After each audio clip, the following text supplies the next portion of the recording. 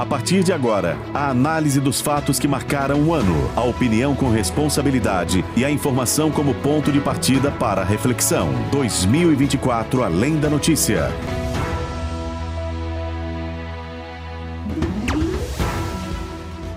Olá, hoje é dia 31 de dezembro de 2024, seja bem-vindo, você que está conosco pela Rede Aparecida de Rádio, emissoras associadas à Signes Brasil e também pelas nossas plataformas digitais. Começa agora o especial 2024, Além da Notícia. Vamos juntos, buscando trazer um olhar diferenciado para a informação, para que você possa formar opinião a respeito dos fatos que marcaram o ano que está terminando. A partir de agora, você, ouvinte, internauta, acompanha uma retrospectiva diferente. Vamos relembrar temas que foram destaque em 2024 e queremos, com o apoio dos nossos editorialistas, sempre ir além, fazendo análise sobre os principais fatos para que você tenha sua própria opinião. De segunda a sábado, em todas as edições dos nossos jornais, nós contamos com um editorialista diferente que traz a opinião sobre os mais variados assuntos. A intenção da Rede Aparecida de Rádio é sempre apresentar uma abordagem diferenciada sobre as notícias que são destaque, motivando um debate saudável sobre a nossa sociedade. Vamos dar as boas-vindas aos convidados desta edição especial, eles que participam conosco representando as 5 regiões deste nosso imenso Brasil. Aqui nos estúdios, Padre Vanderlei Souza, diretor da Rádio Aparecida e Rede Aparecida de Rádio. Também aqui conosco a jornalista Osnilda Lima e Felipe Zangari, diretor executivo da Rádio Brasil, Campinas, São Paulo e coordenador do setor rádio da Signes Brasil. E também online conosco temos vozes de norte a sul do Brasil, direto de Brasília, Dr. Melilo Diniz, analista do portal Inteligência Política. Também conosco o Padre Joel Nalepa, diretor da Rádio Santana, em Ponta Grossa, Paraná. Irmão Diego Joaquim, diretor da Rádio Difusora Goiânia, missionário redentorista. Padre Edilberto Sena, presidente da Rede de Notícias da Amazônia. Alessandro Gomes, presidente da Signes Brasil. E também o Padre Inácio Medeiros, direto conosco de Sorocaba, São Paulo, do Santuário São Geraldo, em Sorocaba. E claro, você, ouvinte, internauta, segue acompanhando todos os nossos destaques. A gente vai trazer ao longo desta edição também a participação da equipe de jornalismo que nos ajuda a relembrar o que foi destaque ao longo deste ano. A gente começa com o destaque da política. Em janeiro deste ano, relembramos um ano dos ataques de 8 de janeiro, quando apoiadores do ex-presidente Jair Bolsonaro vandalizaram os prédios das instituições em Brasília. Já em novembro deste ano, uma nova situação veio à tona. Um plano que, segundo investigações, envolveria generais, autoridades de alta patente e forças especiais na tentativa de matar o então presidente eleito, Lula, e o vice Geraldo Alckmin e o ministro do STF, Alexandre de Moraes, dando um golpe de Estado. Relatório final das investigações da Polícia Federal sobre a trama golpista no final do governo de Jair Bolsonaro concluiu que o golpe de Estado não foi consumado no dia 15 de dezembro de 2022, porque o então comandante do Exército, General Freire Gomes, e o alto comando da Força mantiveram a posição institucional durante visita ao ex-presidente Jair Bolsonaro no Palácio da Alvorada, em Brasília. O ex-presidente e mais 36 pessoas foram indiciados por 3 crimes: tentativa de golpe de Estado, abolição do Estado Democrático de Direito e organização criminosa. Dr. Melilo Diniz, chamo o senhor para essa nossa reflexão a respeito deste tema. Aquilo que já era grave, contudo, aquilo que conhecíamos, ficou ainda pior com a situação que foi evidenciada ao longo deste ano?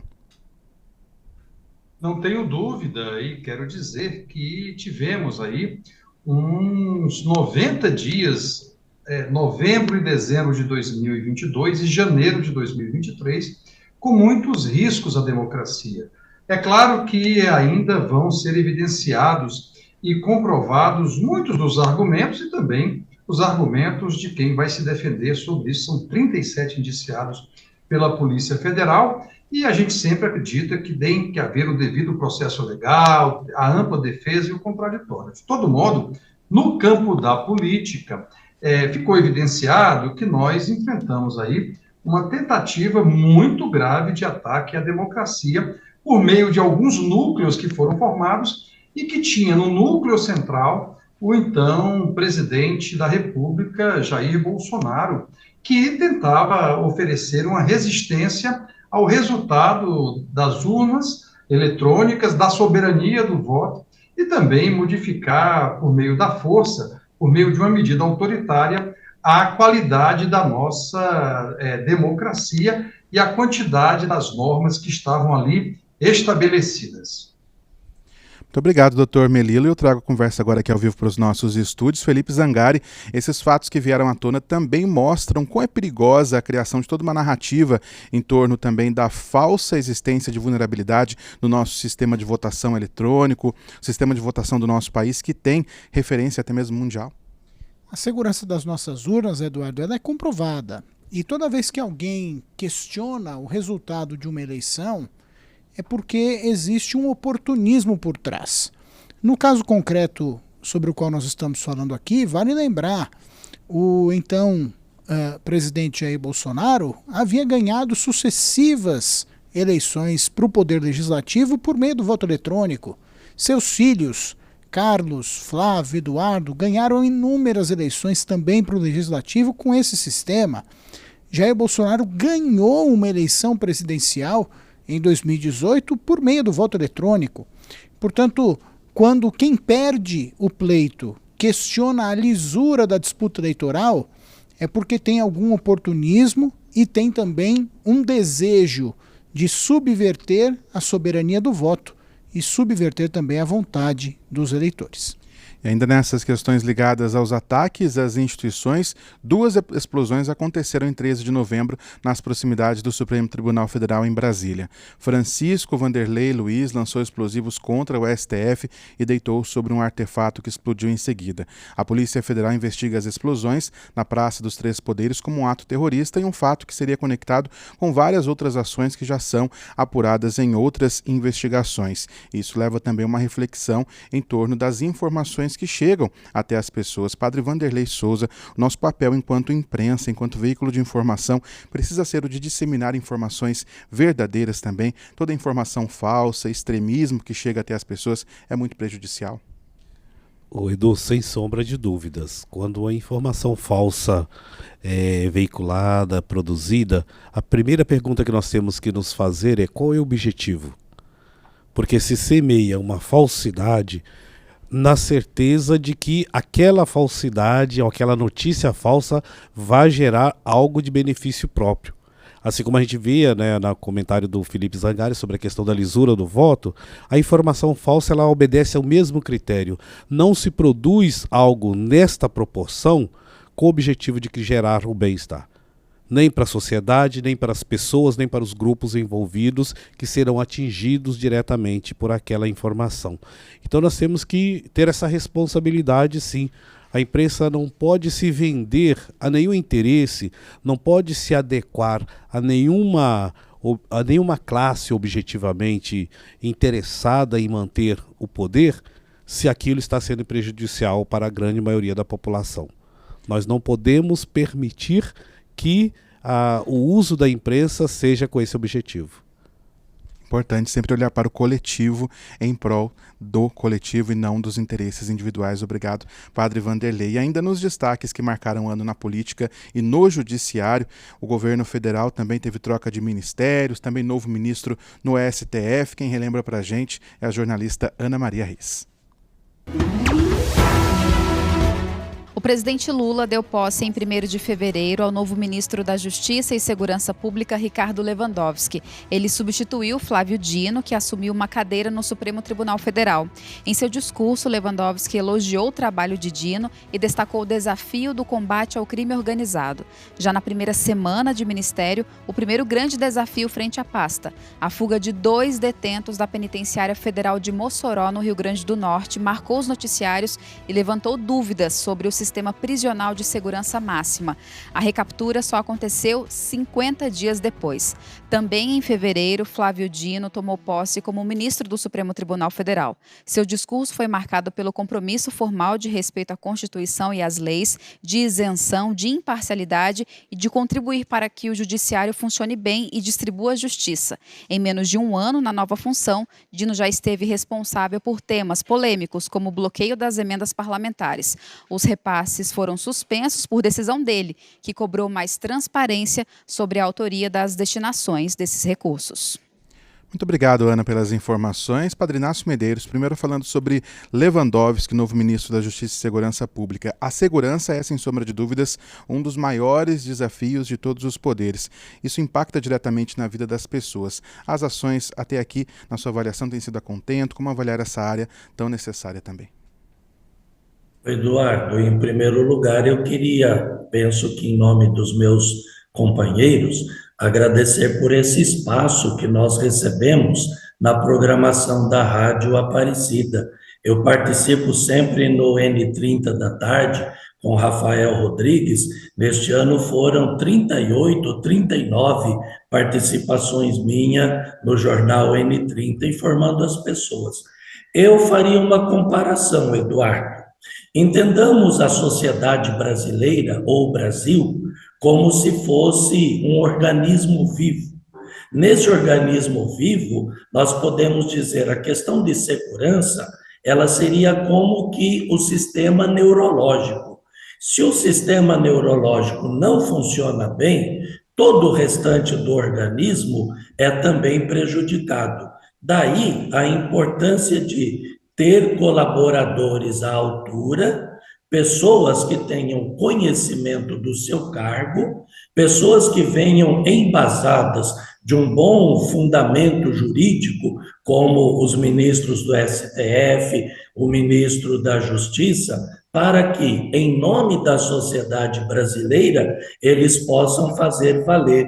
E a justiça, ela é igual para todos, mas ela precisa olhar principalmente as categorias menos favorecidas da sociedade, que não têm nem voz e nem vez, de modo que é um setor nevrálgico da sociedade brasileira que a gente espera que continue funcionando bem pela frente. Falando também agora sobre a atuação de Flávio Dino como ministro do STF, Alessandro Gomes, o que a gente pode destacar a respeito também deste novo integrante que a Suprema Corte passou a ter a partir deste ano? Olha, Eduardo, falar sobre Flávio Dino é importantíssimo. Por quê? Ele se tornou uma figura importante no poder. Flávio Dino é, antes de tudo, um jurista, um intelectual, uma pessoa que tem um olhar diferente daquilo que a gente vê nos políticos tradicionais. Flávio Dino, pela sua irreverência, pela sua maneira de tratar, pelo seu jeito de conduzir as coisas, é uma figura imprescindível no STF. A escolha deste nome, quando o presidente Lula pensou certamente que precisávamos de alguém que tivesse um passado ético, um passado limpo e, acima de tudo, uma pessoa extremamente experiente. Flávio Dino, quando foi interpelado por deputados que tentavam macular a sua honra, Flávio Dino foi, antes de tudo, um patriota de verdade, mas, acima de tudo, soube dar as respostas como elas deveriam ser dadas. E, acima de qualquer outra situação, Flávio Dino é competente no que faz. E mostrou isso na política, na vida, na história e no judiciário. Seguindo com o nosso 2024 Além da Notícia, este ano também foi marcado por desfechos importantes no caso Marielle Franco. Réus confessos pelo assassinato de Marielle Franco e Anderson Gomes, Rony Lessa e Elcio de Queiroz foram condenados em outubro pelo crime. Lessa foi condenado a 78 anos, 9 meses e 30 dias de prisão. E Queiroz a 59 anos, 8 meses e 10 dias. No julgamento, que durou 2 dias e teve júri popular, eles também foram condenados a pagar R$ 706 mil de indenização às famílias de Marielle e Anderson, que foram mortos em março de 2018. Marielle era vereadora no Rio e Anderson motorista do carro que foi alvejado por tiros no centro do Rio de Janeiro. De acordo com a investigação da Polícia Federal, o assassinato de Marielle está relacionado ao posicionamento contrário da parlamentar aos interesses de um grupo político liderado pelos irmãos Chiquinho, deputado federal, e Domingos Brazão, conselheiro do Tribunal de Contas do Rio, que tem ligação com questões fundiárias diárias em áreas controladas por milícias. Chiquinho e Domingos estão presos preventivamente desde março deste ano. Irmão Diego, Joaquim, até que fim essa história teve um desfecho? O que a gente pode também trazer de toda essa situação? Eu quero recordar a fala da ministra Aniele Franco no dia da declaração da sentença, né? Foi o pedaço de uma resposta ao crime e o começo da justiça sendo feita. Porque desde o crime até a declaração da sentença, foram 2.423 dias até a condenação dos executores desse assassinato. Então, ainda falta a condenação dos mandantes, do Chiquinho Brazão, de Domingos Brazão e também do delegado Rivaldo Barbosa, que, pela delação de Rony Lessa, seriam os mandantes do assassinato. E a justiça a ser feita neste caso não é somente condenar agora também os mandantes do crime, é algo simbólico, é para mostrar a importância do papel da mulher na sociedade, do papel da mulher na política, da mulher negra que luta por justiça social e que não pode ser paralisado nunca, de forma alguma, muito menos de forma violenta, como foi neste caso. Trazendo aqui também para os nossos estúdios, Osnilda Lima, a violência política de gênero é uma situação grave que precisa ser combatida também em nosso país. Sem dúvida nenhuma, Eduardo. Essa realidade ela é muito presente em todo o território nacional e precisa, de fato, ser combatida e também ser denunciada para ser combatida. Eu até trouxe aqui uma informação do Grupo de Investigação Eleitoral da Universidade Federal do Estado do Rio de Janeiro, que começa uma pesquisa justamente após a morte da Marielle, que as denúncias aumentaram 900%. Então, é um dado muito alto, é uma realidade que, de fato, precisa ser enfrentada. E aí, voltando à questão da Marielle, eu fico pensando o que é que causava tanto desconforto, né? Porque Marielle é uma mulher negra, Marielle é uma mulher LGBT e é uma mulher que incomodava, né, pelas pautas que ela levantava. E aí, então, é preciso combater essa violência, garantindo que nós, mulheres, tenhamos espaço, tenhamos participação. E também acho que é importante lembrar que a violência política de gênero, também, neste caso, a democracia ela é vítima. Com certeza, a democracia é algo que nós precisamos sempre trabalhar para manter, melhorar e aperfeiçoar. E na questão política também, ao longo deste ano, chamou a atenção a força do Congresso Nacional.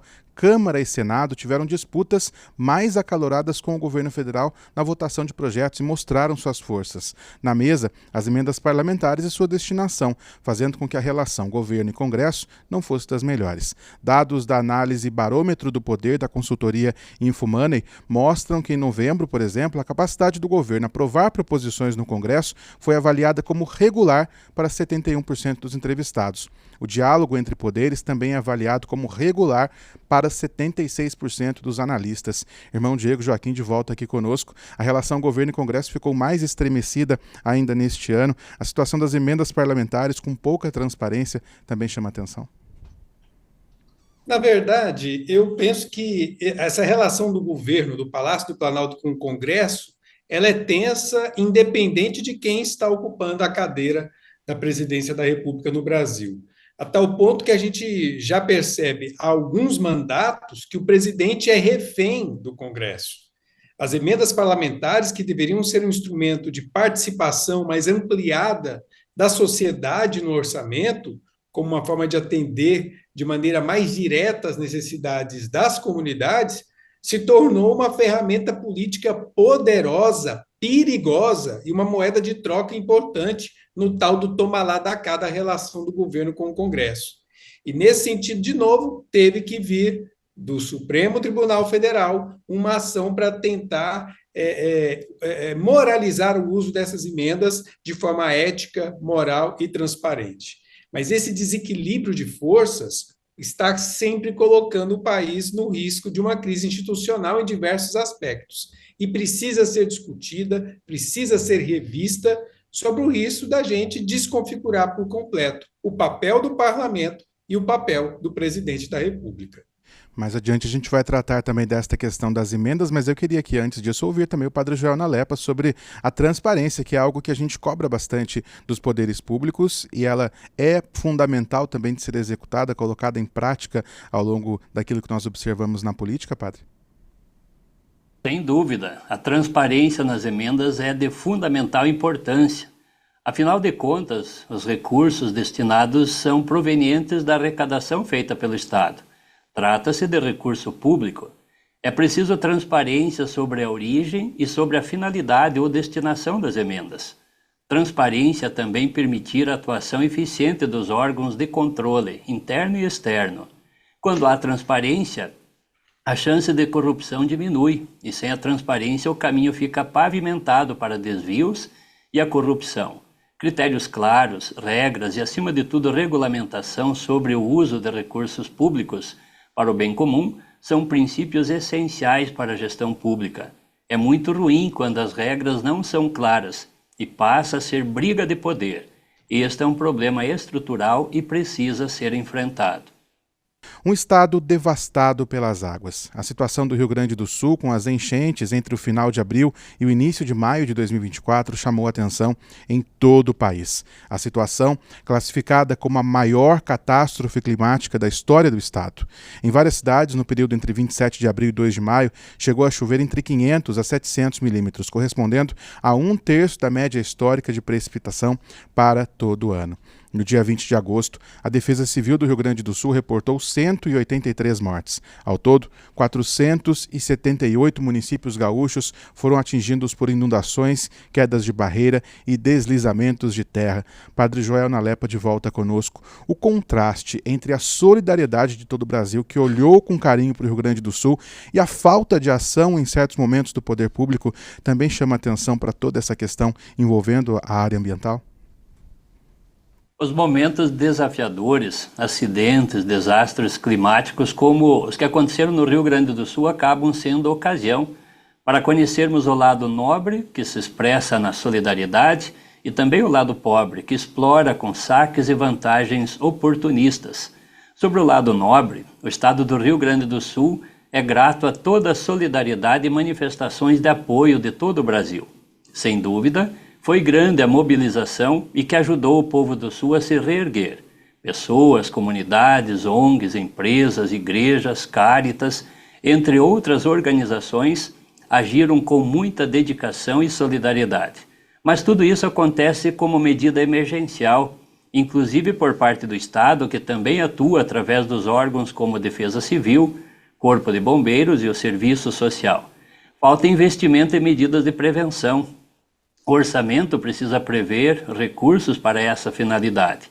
Falta capacidade para mapear áreas de risco e investimento em obras de contenção e prevenção.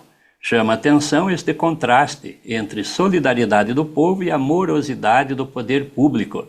A repetição de eventos climáticos cada vez mais severos exige medidas eficazes.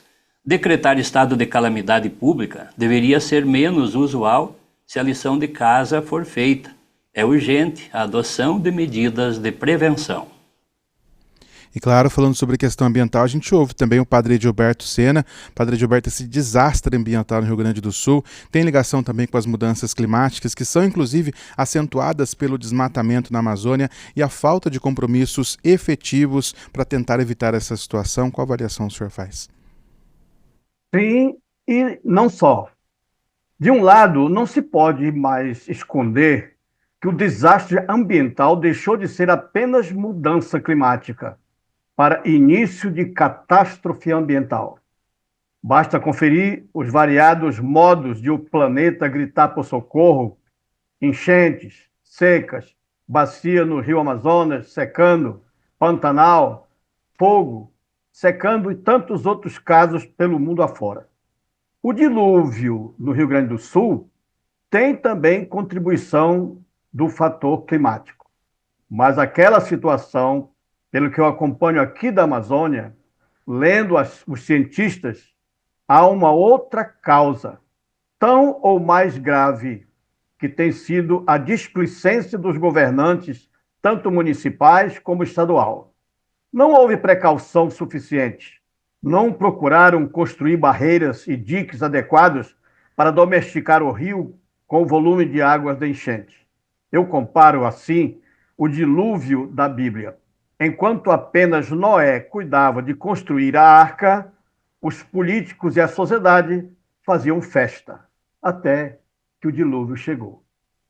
E ainda na questão ambiental, em agosto deste ano, uma série devastadora de incêndios atingiu o interior de São Paulo, colocando 48 cidades em alerta máximo para queimadas. O governador do estado, Tarcísio de Freitas, decretou situação de emergência. Além da devastação, houve prejuízos de R$ 1 bilhão na agropecuária. 2 pessoas morreram e mais de 800 tiveram que deixar suas casas. Segundo a Defesa Civil Nacional, quase todos os focos de incêndio foram causados por ação humana.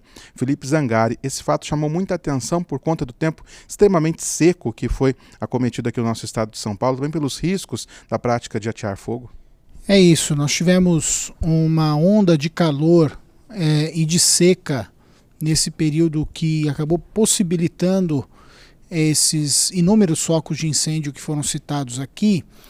E, claro, como a apuração das autoridades já começou a apontar, a causa humana é a principal responsável por esses incêndios que foram registrados em São Paulo.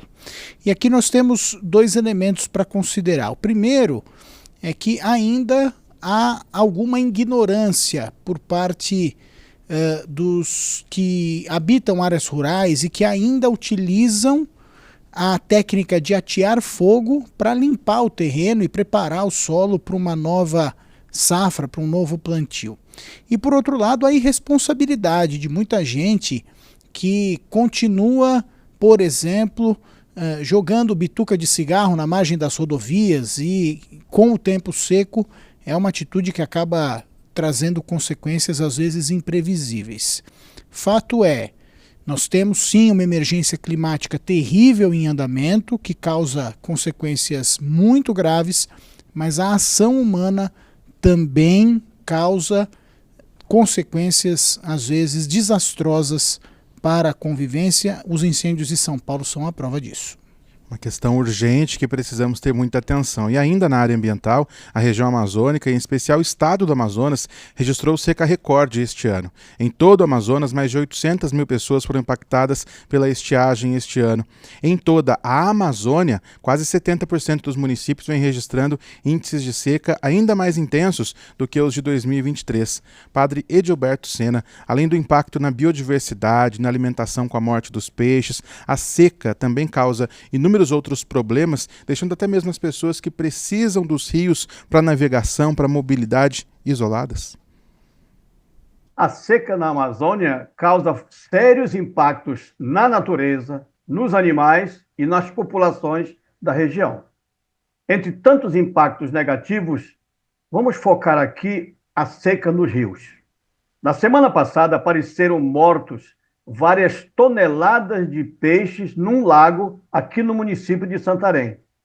E também mais de 100 botos tucuxi apareceram boiando já no ano passado lá no lago de Tefé, no Amazonas. Esse aspecto do desastre da seca na Amazônia atinge os rios, mas também as populações que dependem dos rios.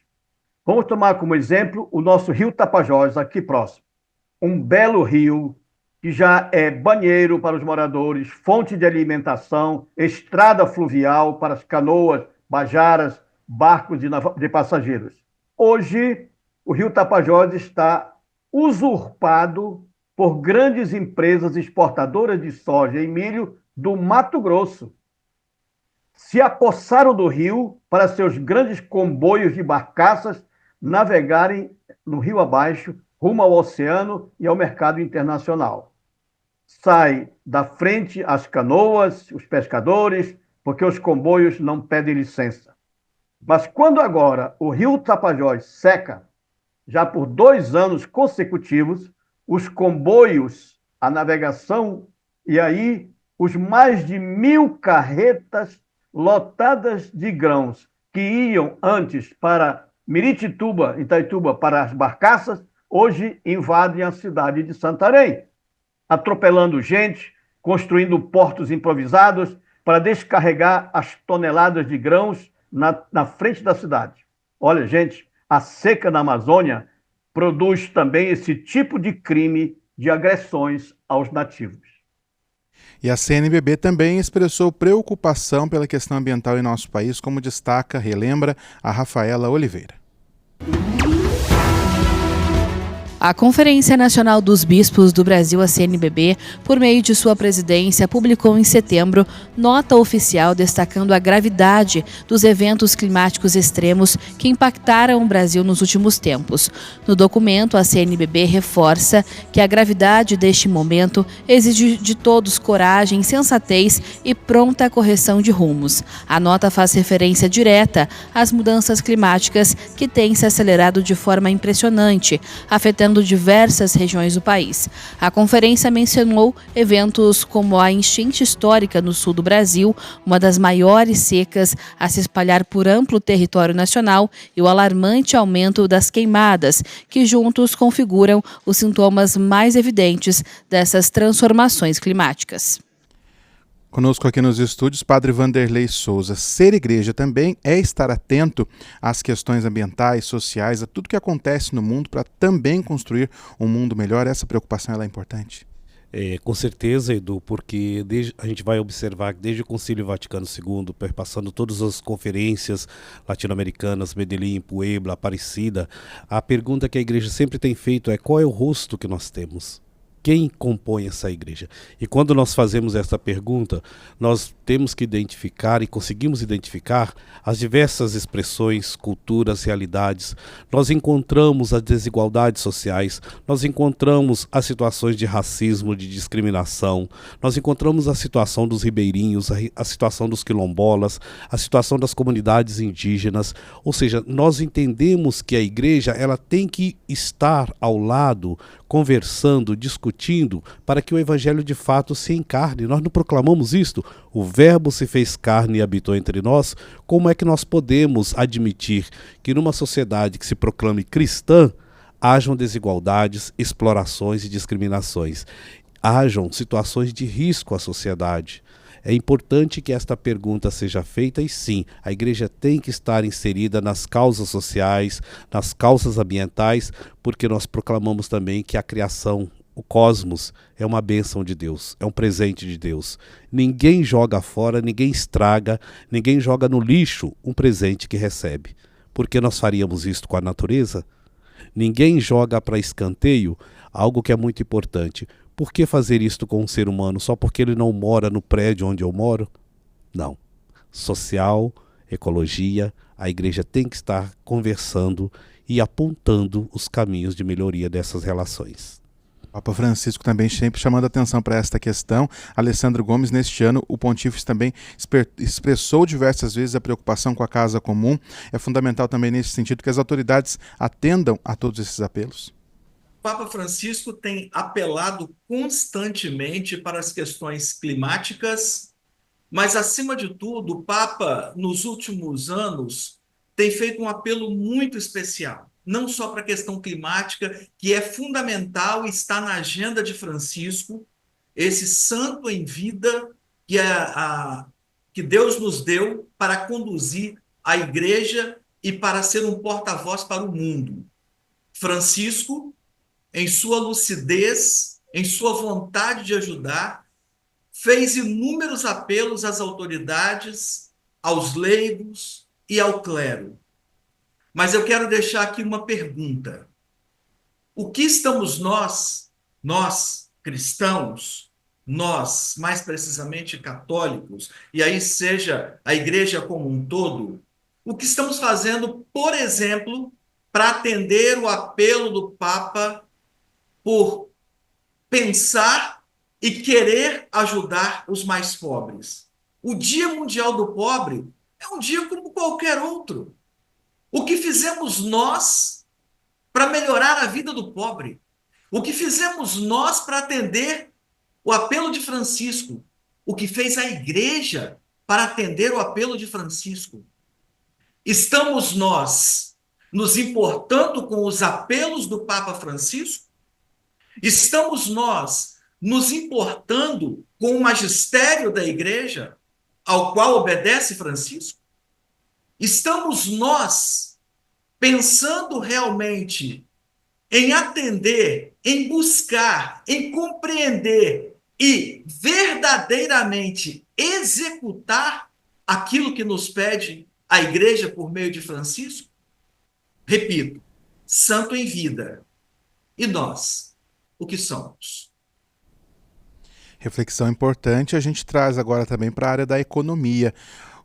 A economia no nosso país mostrou sinais de aquecimento este ano. O Produto Interno Bruto, PIB, por exemplo, que soma todas as riquezas produzidas pelo país, cresceu 1,4% no segundo trimestre, superando expectativas de mercado e colocando o Brasil em segundo lugar no ranking global de maiores PIBs no período. No mercado financeiro, a Bolsa de Valores de São Paulo registrou em agosto a pontuação recorde de sua história. Porém, a necessidade de corte de gastos públicos ainda é apontada como necessária. Além disso, alguns preços como alimentação, especialmente a carne, e combustíveis, além da taxa básica de juros da economia, se mantêm em patamares mais elevados, o que traz uma sensação desagradável aos trabalhadores. Dr. Merilo Diniz, articular uma economia aquecida com preços em patamares mais baixos é um desafio e tanto? É um desafio muito grande, ainda mais quando, apesar do avanço, ainda limitado, mas um tipo de avanço da economia brasileira, a desigualdade campeia, é muito grande. E, nesse sentido, pouco importa o tamanho do crescimento se, do outro lado, não há uma melhor distribuição da renda. Nós vivemos um grande paradoxo na economia. Ricos cada vez mais ricos, pobres cada vez mais pobres. E isso tem exigido do governo o necessário equilíbrio, e isso vem sendo conseguido com algumas políticas de renda básica e de promoção de direitos sociais, mas ainda falta muito. O preço de tudo isso é uma economia mais humana e justa, e uma solidariedade da sociedade, das empresas e também das igrejas. Falamos da questão ambiental, do social, agora trouxemos para a economia e por isso eu passo a bola aqui do comentário para Osnilda Lima. Osnilda, uma economia que pense mais nas pessoas, também é algo que precisa ser mais valorizado, é um desafio tanto também para que a gente pense numa economia mais centrada naqueles, principalmente, que mais precisam. De fato, Eduardo, uma economia que pense mais no humano, menos no capital, mais no cuidado com a nossa casa comum e menos no capital. E aqui eu trago para partilhar uma experiência muito interessante que existe na Arquidiocese de Santa Maria, que é o Feirão Colonial, a transformação pela solidariedade. Começa com Dom Ivo Loischeider e a irmã Lourdes Gil, onde os trabalhadores da agricultura familiar trabalhavam com fumo. E aí isso causava grande impacto na saúde deles e também no impacto na terra. O que a Arquidiocese, por meio dessas duas pessoas, fazem? Reúne essas pessoas da agricultura familiar e propõe uma outra forma de produção em escala de produtos da agricultura familiar. E isso muda toda uma realidade a partir da proposta da economia popular solidária. Muda a vida dessas famílias e muda também a questão do cuidado e da relação com a terra. Então, acho que nós temos experiências interessantes e, de fato, que existe uma outra economia e que pode fortalecer sobretudo, essas pessoas que vivem em maior vulnerabilidade e que essas pessoas se aliam com cuidado na casa comum e promovem, de fato, processos sociotransformadores. Também ainda na área econômica, o esperado anúncio do pacote de corte de gastos feito pelo governo federal estima uma economia de 327 bilhões de reais em 5 anos. Em contrapartida, o governo também anunciou isenção do imposto de renda para quem ganha até R$5.000 a partir de 2026. Irmão Diego Joaquim, as medidas geraram uma série de reações. Fato é que o governo precisa fazer cortes sem deixar de investir no social. Tem como fechar essa conta? O que é possível também olhar para toda essa questão? Pois é, e olha, é um problema sério as contas do governo e está sendo enfrentada de forma corajosa, que não significa dizer que a proposta que foi apresentada pelo governo federal seja também a melhor, a ideal. Muita coisa precisa ser feita, porque o orçamento da União ele não é justo. A máquina estatal é pesada, custa caro, porque há uma cultura na gestão pública no Brasil que, na hora de cortar a despesa, vão lá nos benefícios das camadas mais pobres da sociedade e nunca toca na minoria que recebe os privilégios desse orçamento. Então, o que está sendo feito agora considera o mercado que não gostou do pacote porque não gosta de nenhuma mudança, né? Mesmo com um cenário positivo na economia, não está favorável mexer nas regras do jogo. O mercado não gosta disso. Mas o corte de gastos foi construído com responsabilidade, num país com tantas desigualdades sociais que são estruturais e que precisam ser superadas. E fica a expectativa para a correção da tabela do imposto de renda no próximo ano, vai ser discutida no Congresso, depois de mais de pelo menos 25 anos sem ser discutida. Seguiremos atentos a tudo isso. E também na área econômica, a questão das apostas esportivas por meio das chamadas bets está em processo de regulamentação no Brasil, mas ainda gera dúvidas, insegurança, questionamentos. Desde 1º de outubro só podem funcionar no Brasil as empresas de apostas que integram a lista de autorizadas pelo Ministério da Fazenda. Porém, várias outras buscam alternativas jurídicas para se manter no ar. É um mercado que gira muito dinheiro, com perspectiva de movimentar 130 bilhões de reais este ano. Além das apostas esportivas, os jogos de azar online, conhecidas plataformas como o Jogo do Tigrinho, por exemplo, também movimentaram este ano. No Senado Federal, a CPI das bets ouviu influenciadores e personalidades envolvidas com jogos de azar. Historicamente, a CNBB, Conferência Nacional dos Bispos do Brasil, tem manifestado sua posição contrária aos jogos de azar, de acordo com o que ensina o Catecismo da Igreja Católica, principalmente por conta do risco de dependência nessa questão dos jogos.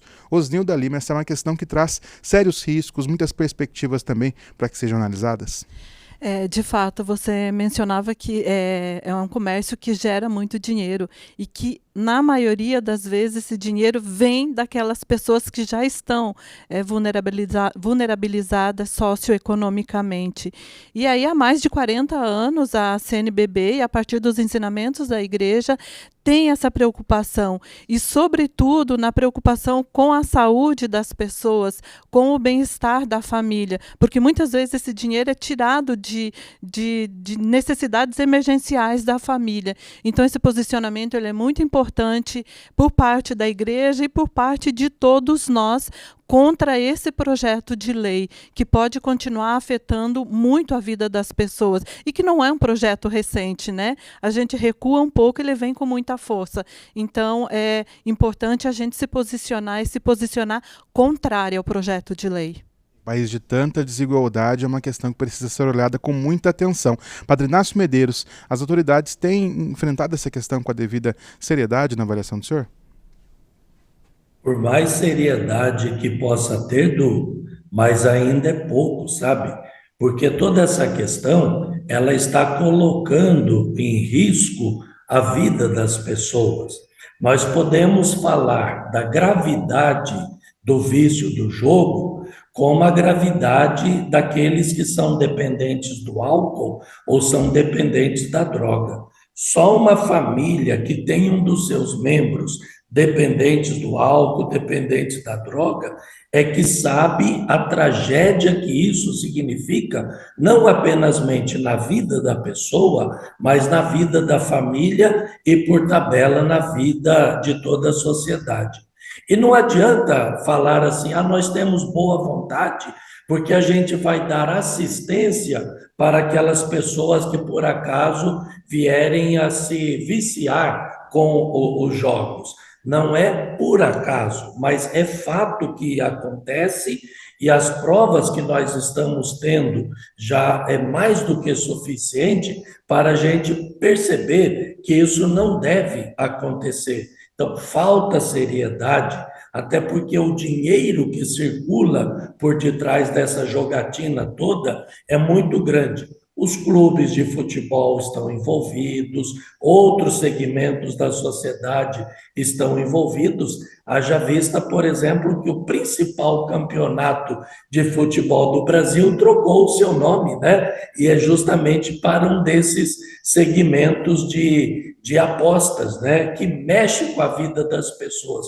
porque todo mundo tem esse desejo, tem esse sonho de fazer fortuna para ter o seu lugar ao sol. E a gente não sabe a custo do que isso pode acontecer ou não acontecer. Então, é preciso uma regulamentação muito séria, um sistema de fiscalização muito inteligente e um sistema de controle para que mais e mais vidas de pessoas e de famílias não venham a ser destruídas, como a gente já está vendo até agora. Um dos mais letais acidentes aéreos do Brasil aconteceu este ano. Em 9 de agosto, uma aeronave da Voepaz partiu de Cascavel, no Paraná, com destino a São Paulo, mas caiu em Vinhedo, próxima à capital paulista, resultando na morte de 62 pessoas. No fim de agosto, a Câmara dos Deputados criou uma comissão externa para acompanhar as investigações. Uma das hipóteses investigadas pelo CENIPA, Centro de Investigação e Prevenção de Acidentes Aeronáuticos, do Comando da Aeronáutica, é o acúmulo de gelo em partes do avião. Felipe Zangari, a Rádio Brasil, realizou toda a cobertura desta situação trágica, situação triste, que traz à tona também a necessidade de um olhar atento para a aviação civil. Nós estivemos lá em Vinhedo durante 3 dias fazendo a cobertura desse acidente, desde os primeiros minutos após a ocorrência até o final do rescaldo do resgate das vítimas. E pelo que as investigações mostraram até agora, nós tivemos um descompasso entre o que o equipamento da aeronave era capaz de suportar e a quantidade de tempo sob a condição de gelo extremo a qual a aeronave acabou sendo submetida. Por conta disso, é necessário que a gente sempre relembre, não é? Toda vez que a gente vai transportar alguém no nosso carro ou que a gente vai pegar a estrada, mesmo sozinhos ao volante, a gente tem que recordar da responsabilidade com relação à nossa vida. Quanto mais num setor tão sensível quanto esse da aviação civil. Não há aqui ainda elementos suficientes para responsabilizar diretamente a Voepaz pela falha ou por uma eventual falha, melhor dizendo, que tenha provocado esse acidente, mas houve sim um descompasso entre aquilo que a aeronave era capaz de suportar e o tempo em que a aeronave acabou voando sob essa condição de gelo extremo. Uma tragédia sem precedentes ali na nossa região, que sensibilizou toda a nossa comunidade. Eu moro em Vinhedo, a cidade ficou consternada com tudo que aconteceu e, claro, sempre um alerta para a gente ser cada vez mais atento e melhorar os nossos protocolos de segurança e de planejamento de voo para que tragédias como essa não aconteçam mais. Com certeza a gente não pode esquecer, precisamos lembrar sempre para mudar as perspectivas em torno das questões ligadas também à aviação civil. Mudando agora de assunto, o bloqueio da rede social X, o antigo Twitter, durou cerca de 40 dias e aconteceu entre setembro e outubro deste ano. A determinação foi do ministro Alexandre de Moraes, do STF, após a empresa decidir fechar o seu escritório no Brasil e deixar de ter um representante legal no país, se recusando a cumprir a determinação de retirar do ar perfis investigados pela corte pela publicação de mensagens antidemocráticas. Porém, com a reabertura da representação e o pagamento de multas, que somam mais de 28 milhões de reais, o X pediu ao ministro para voltar ao ar e o pedido foi aceito. A gente tem, inclusive, destaque para Elon Musk, dono do X, o Twitter, que é uma figura, no mínimo, controversa, e também toda essa questão levanta um debate sobre a liberdade de expressão. Padre Inácio Medeiros, essa liberdade de expressão não pode ser confundida também com incentivo ao extremismo? Sem dúvida nenhuma, Du. É interessante a gente lembrar que em todo o mundo já está acontecendo uma reação muito forte de governos e da sociedade contra estas grandes multinacionais da comunicação, que são chamados de Big Techs, né? Recentemente, nós tivemos na Austrália uma lei aprovada proibindo o acesso de crianças e adolescentes até a idade de 16 anos às redes sociais.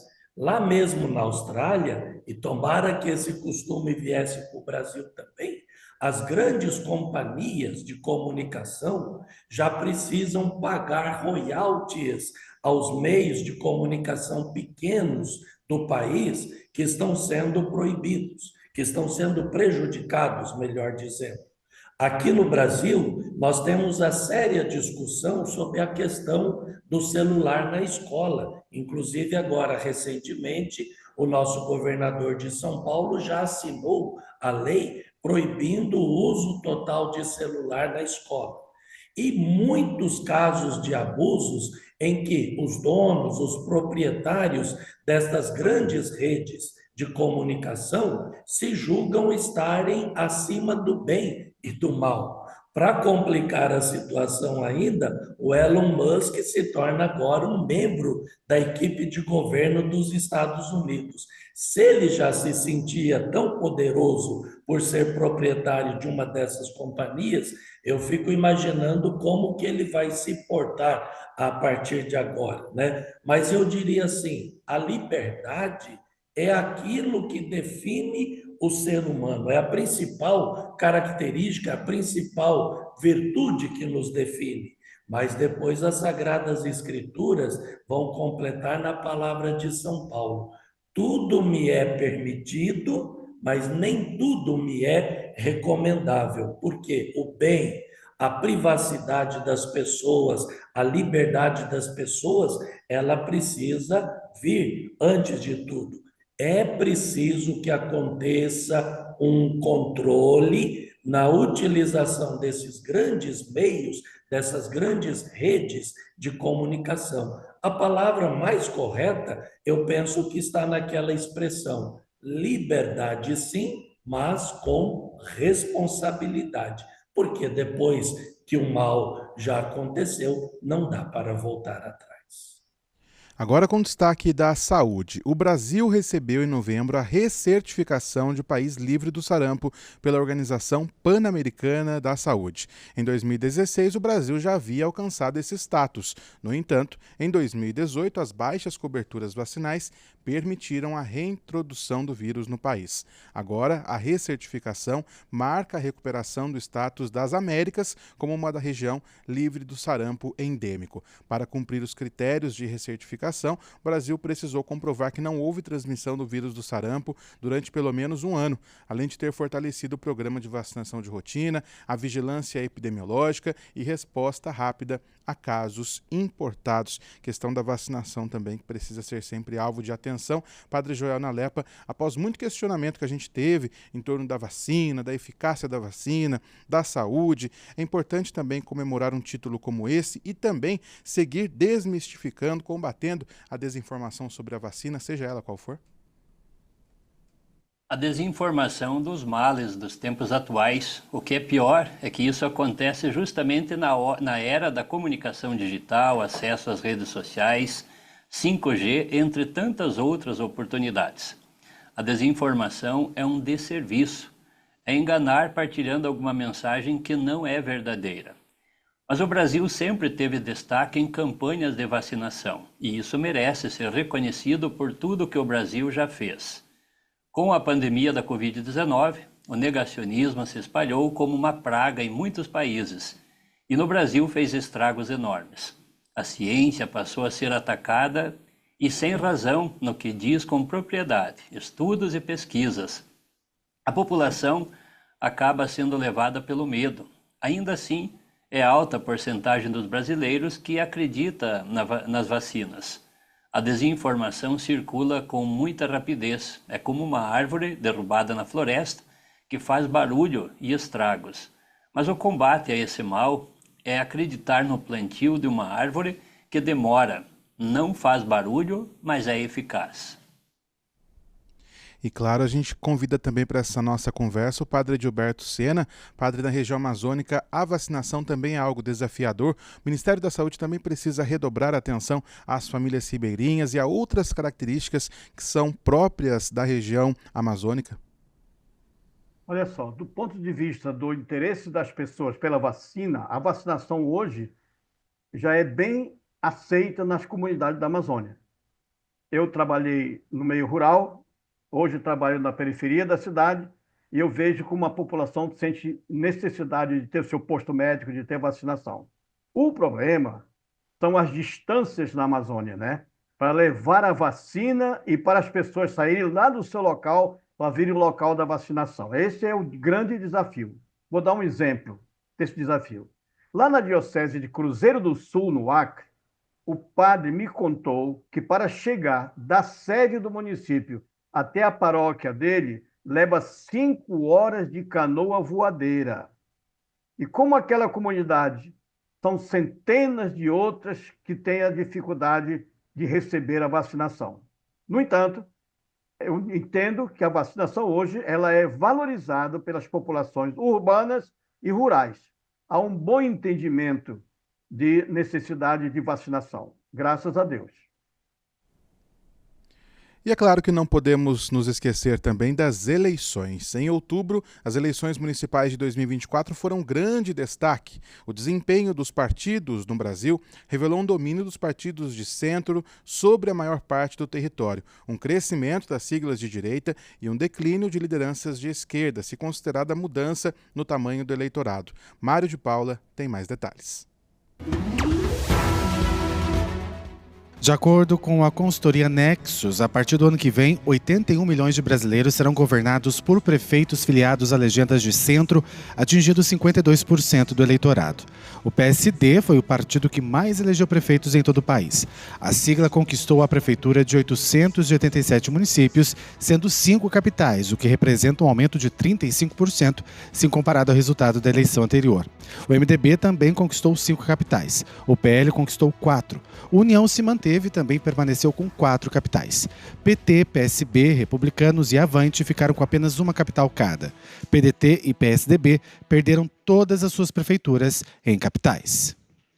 Alessandro Gomes, mais uma vez o eleitor demonstra que a eleição municipal é decidida com base nos problemas locais, o que todo esse cenário também mostra para a gente. Então, Eduardo, é importante falar das eleições municipais deste ano, porque é neste momento que começam as eleições de 2026. Foi exatamente no dia 6 de outubro, dia das eleições municipais, que começou o processo eleitoral de 2026. São esses prefeitos e prefeitas, vereadores e vereadoras eleitos nesse processo eleitoral, que serão os grandes cabos eleitorais para 2026. Então, nós já temos conformada uma situação, uma ideia de como será a eleição em 2026. É preciso pensar que o Brasil começa nas cidades. É lá que começa a situação do país, porque é lá que desemboca também o dinheiro federal, é lá que desemboca o dinheiro estadual, é lá que as coisas acontecem, que está a unidade de saúde, que está a escola, que está o prefeito e o vereador, que são os agentes políticos mais próximos da população. Por isso eu digo que começou o cenário de 2026. E o que será de um tema, de um assunto tão polarizado como está em 2026?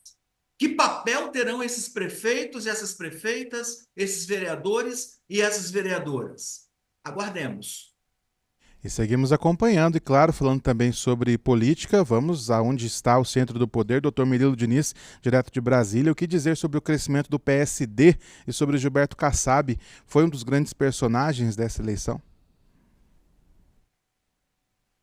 Não tenho dúvida, Eduardo, que Gilberto Kassab e o seu partido, o PSD, ganhou muito. Na maioria das vezes, no Brasil, os partidos são pequenas empresas com grandes negócios, mas, desta feita, o PSD de Gilberto Kassab deu um crescimento muito grande e, acima de tudo, destacou esse personagem da política. Gilberto Kassab, para mim, é um bagre ensaboado, dotado de todas as condições de estar com um pé numa canoa e outro pé noutra canoa. E mais do que isso, a partir do próximo ano, vai fazer muito barulho buscando crescer a sua presença e de seu partido no governo federal.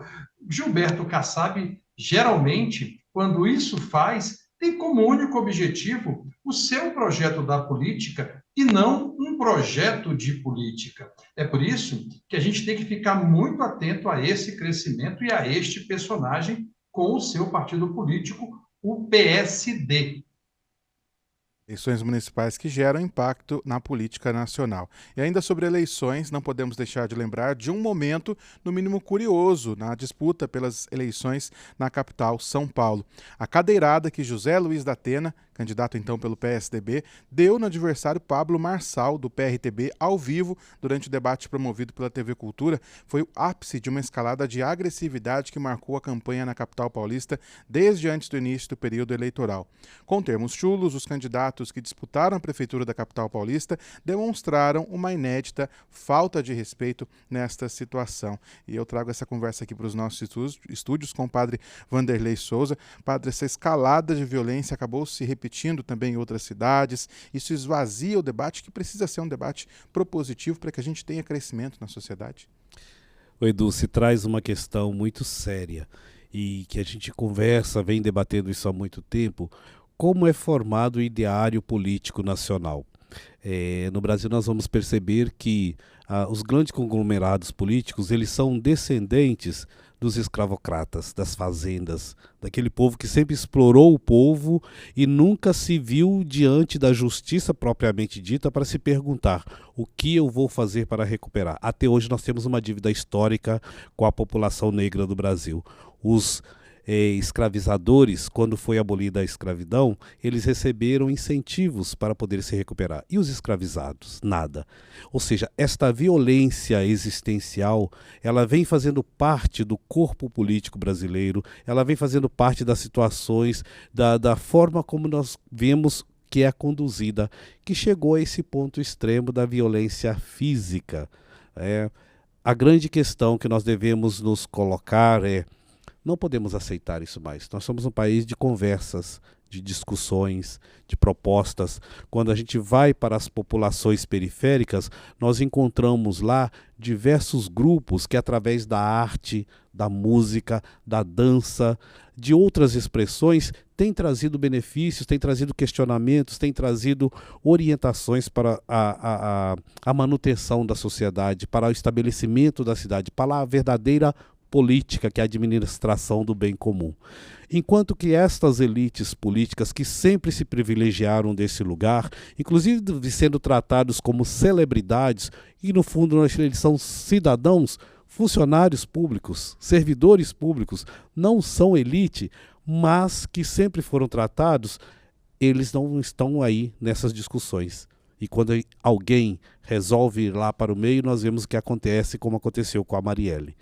Então, essa questão da violência, ela tem que ser combatida com a informação e com a formação da nossa população. O nosso povo tem condições de escolher bem. O que precisa é aprender a olhar para dentro de si e redescobrir os seus valores.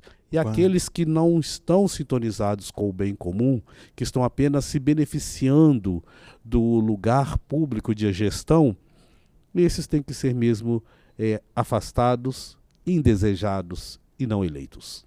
Enquanto veículo de inspiração católica, também o nosso papel é motivar esse debate saudável, né, padre? Exatamente, como a Rádio Aparecida fez no Vale do Paraíba, cobrindo e promovendo o debate nas 8 cidades aqui do Vale, propondo isto, que os candidatos trouxessem as suas propostas de governo e não entrassem num esquema de acusação de um falar do outro, de um comentar a vida particular do outro.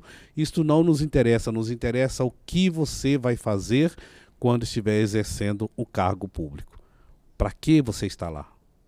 Com certeza, fundamental esse olhar para a questão política que tem influência direta na nossa sociedade. Vamos agora fazer mais uma pausa em nosso bate-papo e já voltamos com a retrospectiva dos editorialistas. O especial 2024 Além da Notícia está de volta. Muito obrigado pela companhia neste último dia do ano. Fica o convite para você que está com a gente pelo rádio, acessar também as plataformas digitais e o portal a12.com/rádio para acompanhar com imagens ao vivo esta edição. Chegou agora, não tem problema, a edição fica disponível também para você no youtube.com/Rádio Aparecida ou no facebook.com/Rádio Aparecida. O ministro dos Direitos Humanos, Silvio Almeida, foi exonerado do cargo pelo presidente Lula, do PT, após virem a público acusações de assédio, denúncias graves que a organização Me Too Brasil confirmou que recebeu contra Silvio Almeida. O caso foi publicado inicialmente pelo portal Metrópolis, que apontou a ministra da Igualdade Racial, Aniele Franco, como uma das vítimas de assédio. Silvio Almeida nega as acusações e o caso segue em investigação.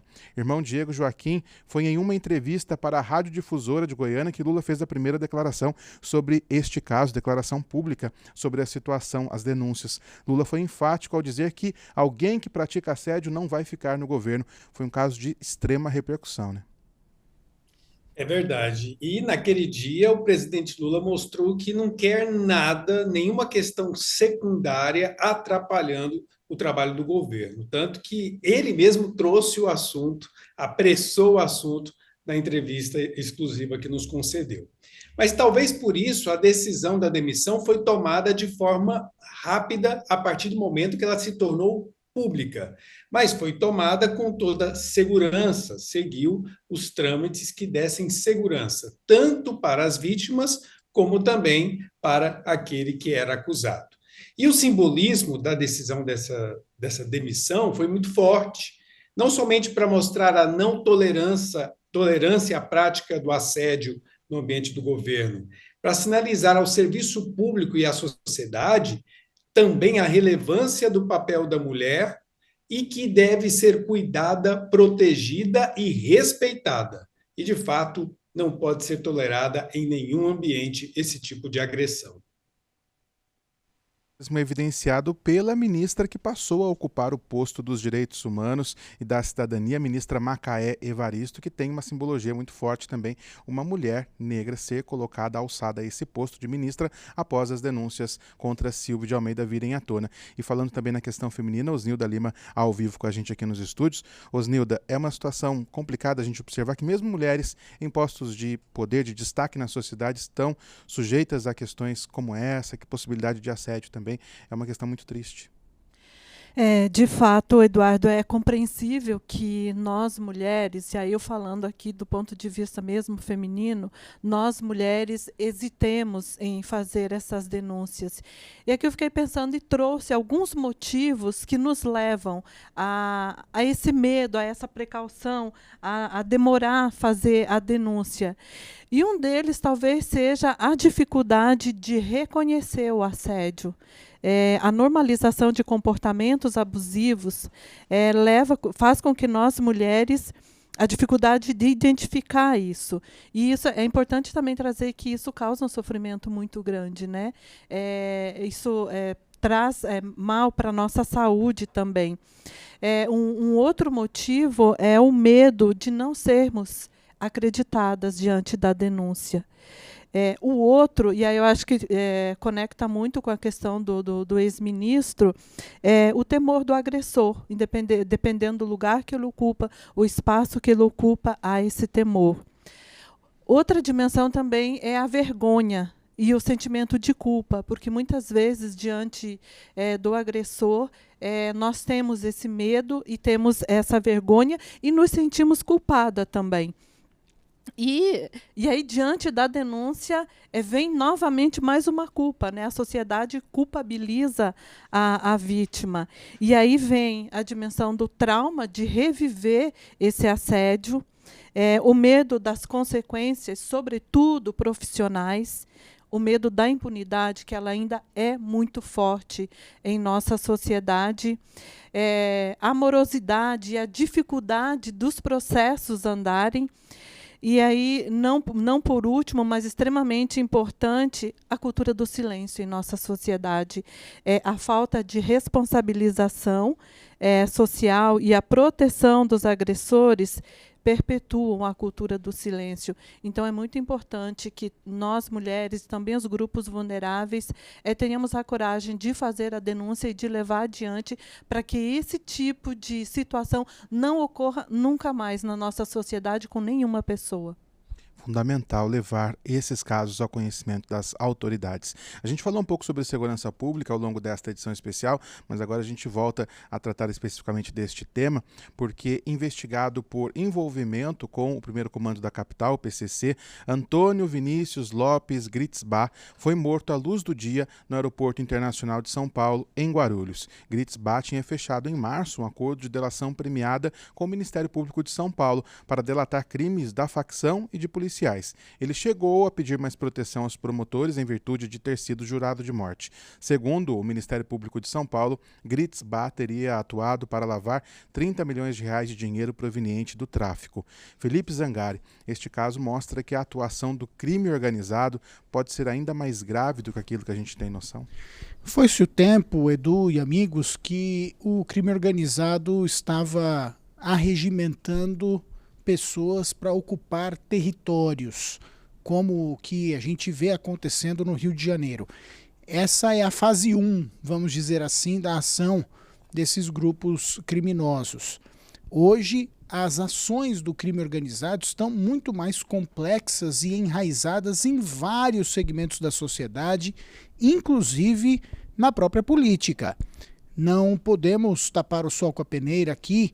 Há vereadores, há deputados, há secretários municipais que estão ocupando estruturas institucionais com financiamento do crime organizado.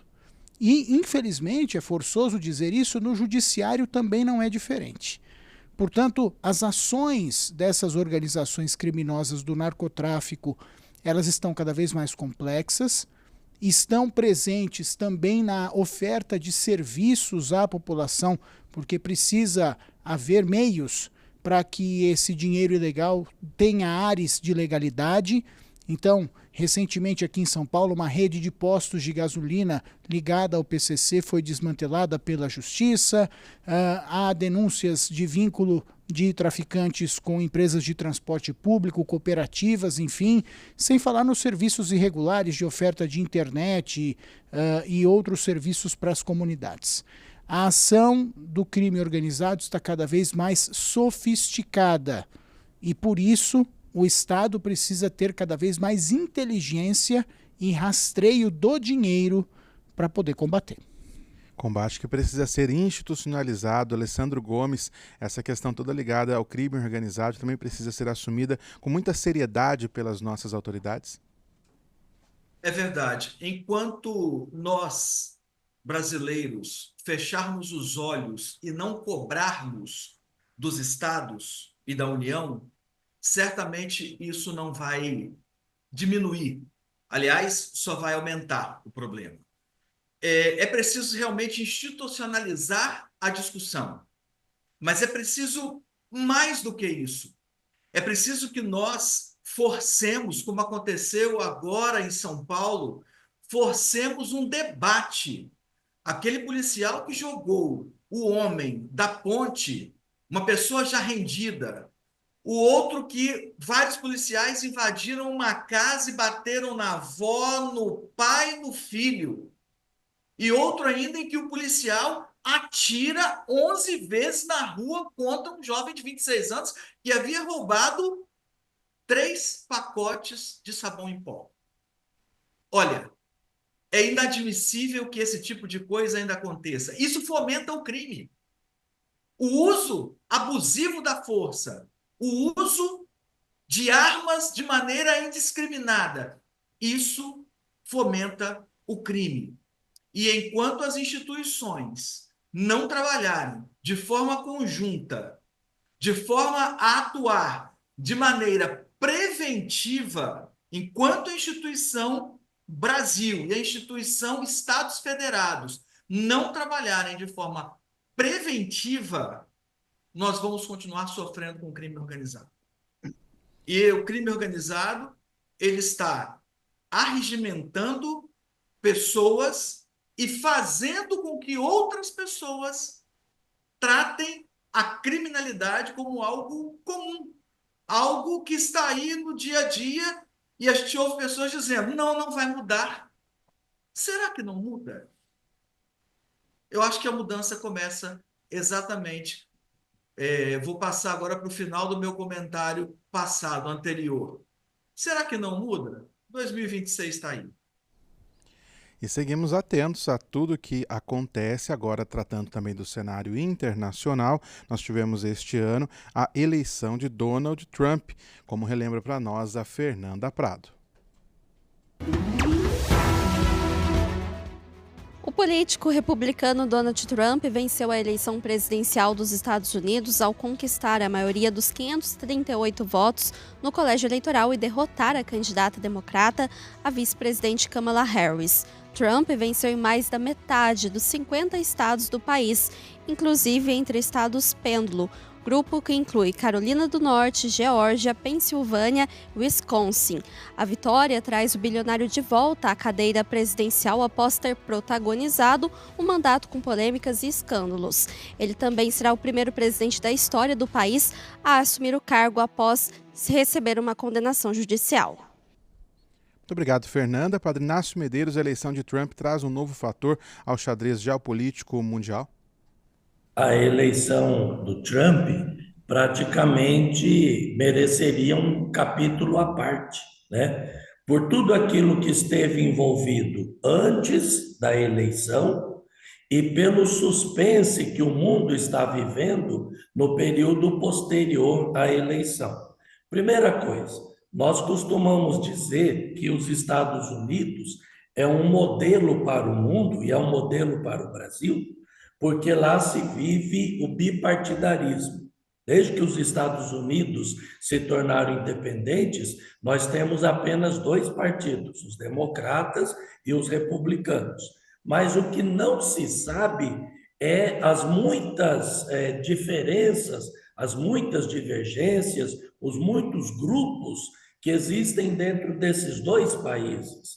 Tanto assim que se atribui a eleição do Trump aos erros que o Partido Democrata cometeu, sobretudo a indefinição ou a definição tardia da candidata Harris, né, a mulher negra americana, só que ela chegou muito tarde, a Kamala Harris. Depois, nós tivemos a indiferença ou, por exemplo, figuras que são de respeito dentro do Partido Democrata, como é o caso de Barack Obama, o ex-presidente, praticamente não se envolveram ou se envolveram muito tardiamente nas eleições. De modo que, apesar de que as pesquisas davam ali par a par, quase que uma igualdade, a eleição do Trump, surpresa por um lado, mas por outro lado não. Agora vem o suspense, o mundo está em suspense de como será o seu procedimento, se vai ser também marcado pelo radicalismo que marcou o seu primeiro mandato à frente da presidência norte-americana. Claro que o contexto de mundo é hoje, tem a guerra na Ucrânia, tem o conflito em outras realidades, como no Oriente Médio, tem o crescimento acelerado da China, inclusive a previsão de que a China se torne o maior parceiro comercial brasileiro neste curto espaço de tempo, né? Então, assim, o mundo está num suspense para ver o que vai acontecer. E, claro, tudo aquilo que acontece nos Estados Unidos, de uma forma ou de outra, acaba impactando no restante do mundo. É a gente se colocar naquela atitude de aguardar para ver o que vai acontecer. Mas, infelizmente, os sinais que aparecem até agora não são muito positivos.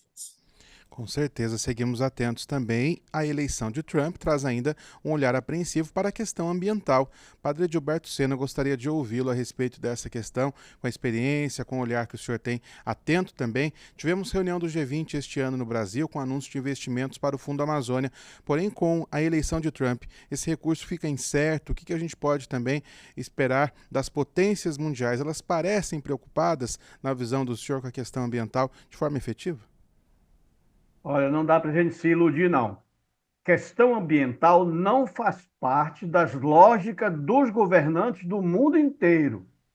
E só vai ficar mais grave com a miopia da sociedade norte-americana, que já nem olha mais para o seu próprio umbigo.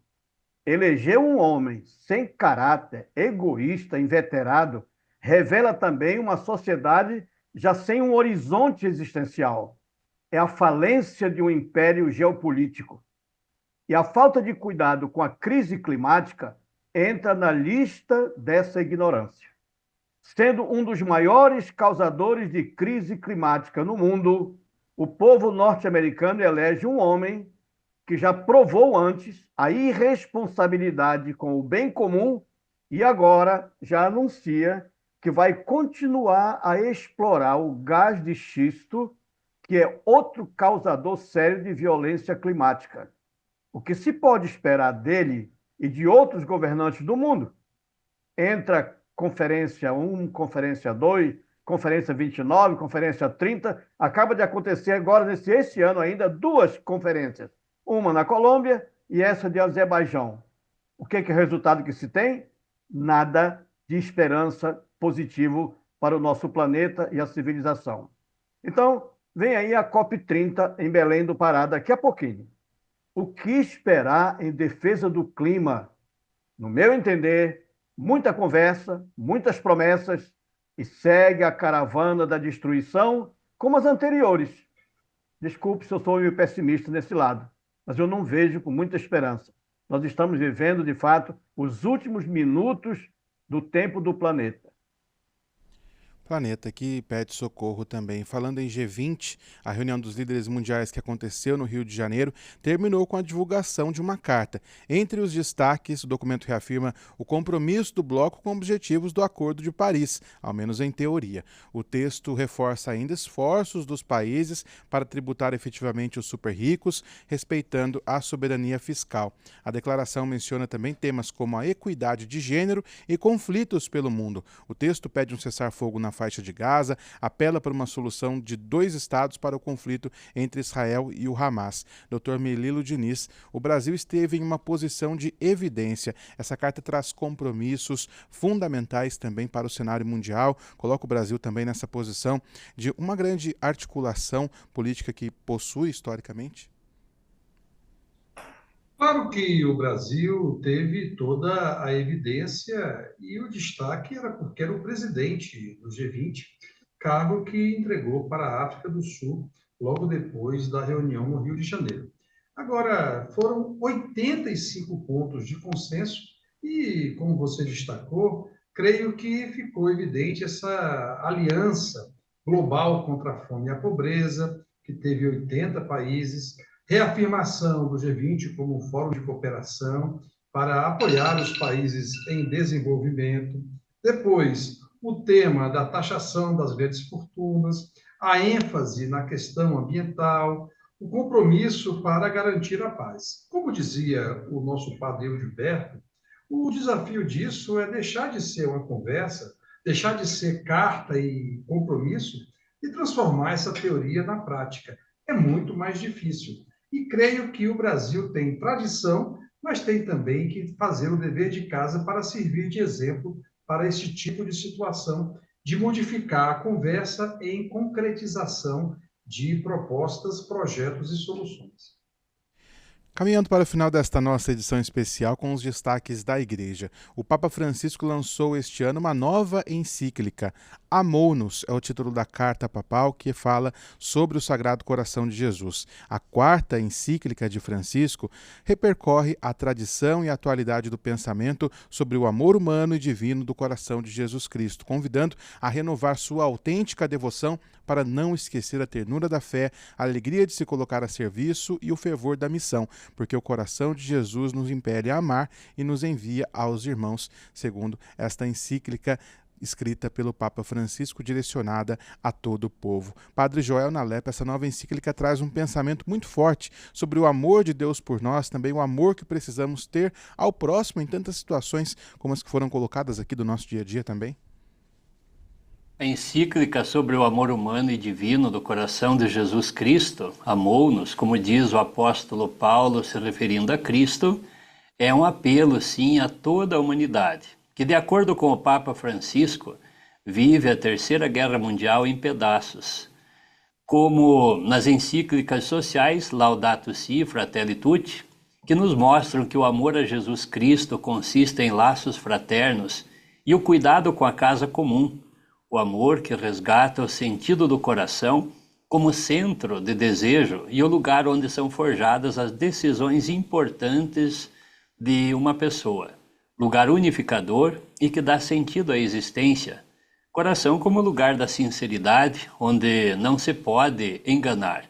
Um convite para recuperarmos a nobreza do ser humano diante das situações desafiadoras de uma sociedade líquida, sociedade de consumidores, preocupados apenas com o agora, com o risco do ser humano perder-se. É um forte apelo vivencial ao retorno do centro, ao retorno do essencial. E falando também sobre o Papa Francisco, trago a conversa aqui para os nossos estúdios com o Padre Vanderlei Souza.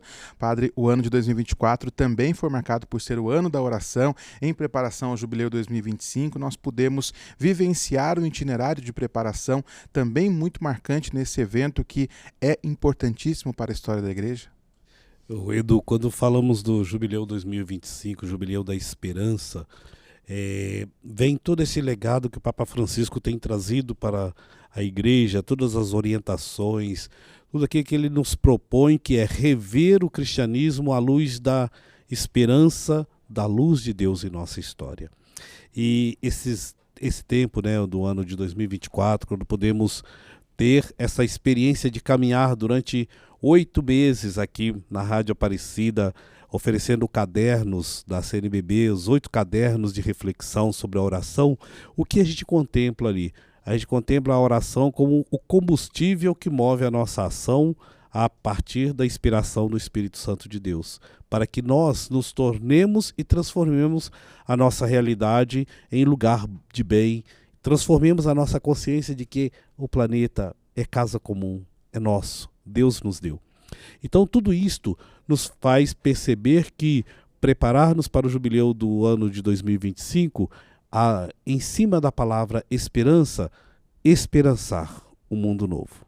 Um mundo no qual a experiência do Cristo Redentor se faça em cada atitude, em cada palavra, em cada movimentação que nós fazemos e que nós realizamos aqui no mundo. O ano da oração nos propôs rever tudo isso, como nós vivenciamos no nosso caminhar diário aquilo que Jesus vivenciou, na forma de falar, de conduzir, de olhar a realidade, de refletir sobre o passado, sobre a história e de projetar o futuro. Tudo isso sob a luz de Deus. É importante que a gente retome e é importante que a gente faça do ano de 2025 um ano no qual as boas sementes serão plantadas. Com certeza, sementes que geram bons frutos também. Para mim, a palavra que fica deste ano de 2024 é a esperança. Por isso eu gostaria também, estamos chegando ao final desta edição especial, para finalizar este giro, esse bate-papo muito proveitoso com os editorialistas da Rede Aparecida de Rádio e Signes Brasil. Eu queria saber de cada um qual palavra ou frase define o ano de 2024. Vamos começar o nosso giro com o irmão Diego Joaquim. Olha, difícil chegar nessa palavra, mas eu quero destacar a palavra diálogo, porque ela foi muito presente na reflexão da Igreja, especialmente no final do Sínodo, mas ela esteve muito ausente na sociedade. Por isso, tantos conflitos, tantas guerras, conflitos, inclusive aí durante as eleições municipais. E acho que essa palavra que esteve tão presente no ambiente eclesial precisa ocupar a sociedade e fica como desafio para 2025. Diálogo. Padre Joel Nalepa, qual palavra ou frase define 2024 para o senhor? Apesar de tantos acontecimentos trágicos vividos neste ano que nos fazem pensar no Apocalipse, somos convidados a olhar para o ano que chega, ano do jubileu, peregrinos da esperança, que Deus nos amou, por isso somos convidados a vivermos o amor e a fraternidade. Padre Inácio Medeiros, com o senhor. Eu sigo o Padre Joel Nalepa. Nós teremos um ano por demais importante para a Igreja do mundo todo. Os desafios são imensos, as realidades que nós vivemos muito cruéis, de guerras, de conflitos, mas a esperança deve ser sempre privilegiada. que nós sejamos artífices da esperança junto com o nosso Papa Francisco. Alessandro Gomes. Reconstrução é a palavra. Nós vivemos um momento em que precisamos fazer mais, buscar mais, construir mais, amar mais. Então é reconstruir tudo que ficou quebrado para trás, que nós possamos continuar a palavra desse ano, reconstrução, em 2025. Dr. Melilo Diniz.